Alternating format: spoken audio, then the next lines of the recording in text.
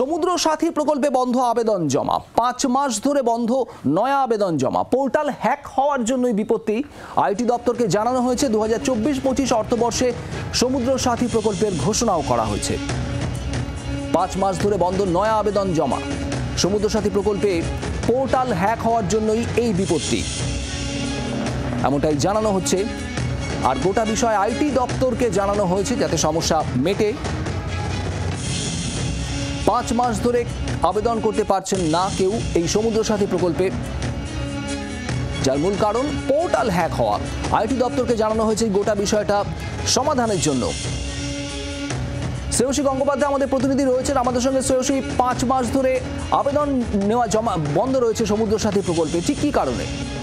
একেবারে দেখো, আমরা জানি যে এটা হচ্ছে বর্তমান সরকারের একটা ফ্ল্যাগশিপ প্রোগ্রাম, যেখানে গত বছর অর্থাৎ গত বছরের যে বাজেট, সেই বাজেটে কিন্তু এই সমুদ্র সাথী প্রকল্পের কথা ঘোষণা করা হয়েছিল। কিন্তু সেই সমুদ্র সাথী প্রকল্পে আবেদন জমা দেওয়া যাচ্ছে না এবং সেক্ষেত্রে বলা যেতে পারে যে নভেম্বর মাস থেকে কিন্তু সেই আবেদন জমা দেওয়ার কাজটা বন্ধ হয়ে রয়েছে। যার মূল কারণ হচ্ছে এক্ষেত্রে ওয়েবসাইটটি হ্যাক হয়ে রয়েছে। ইতিমধ্যে নভেম্বর মাসে সেটা রাজ্য সরকারের যে আইটি ডিপার্টমেন্ট আছে, সেই আইটি ডিপার্টমেন্টের কাছে মৎস্য দপ্তর থেকে জানানো হয়েছে বিষয়টা, কিন্তু এখনো পর্যন্ত কিন্তু এ ব্যাপারে কোনো পরিবর্তন হয়নি। মৎস্য দপ্তর থেকে বলা হচ্ছে যে এক্ষেত্রে গোটা বিষয়টা এই মুহূর্তে কিন্তু সেক্ষেত্রে সিকিউরিটি সংক্রান্ত বিষয়টা নজরে রাখা হচ্ছে, কিভাবে কি ঠিক করা যায় সেই কাজ শুরু হয়েছে। কিন্তু 5 মাস হতে চললো, সেই কাজ কিন্তু এখনো শেষ হয়নি। ফলে সমুদ্র সাথী যে প্রকল্পের জন্য আবেদন গ্রহণ করার যে সাইটে যে জায়গা রয়েছে ফিশারিজ ডিপার্টমেন্টের, সেই জায়গা কিন্তু এই মুহূর্তে পুরোপুরি বন্ধ হয়ে রয়েছে। শ্রেয়সী, ধন্যবাদ। আর এ বিষয়ে মৎস্যমন্ত্রী বিপ্লব রায় চৌধুরী তিনি কি জানিয়েছেন শোনাবো।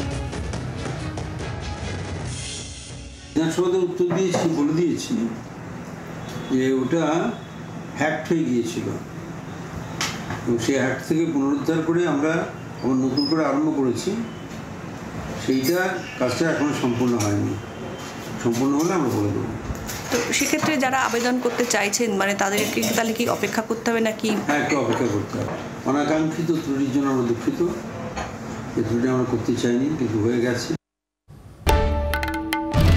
বাংলার আওয়াজ, বাঙালির আবেগ, জি 24 ঘন্টা।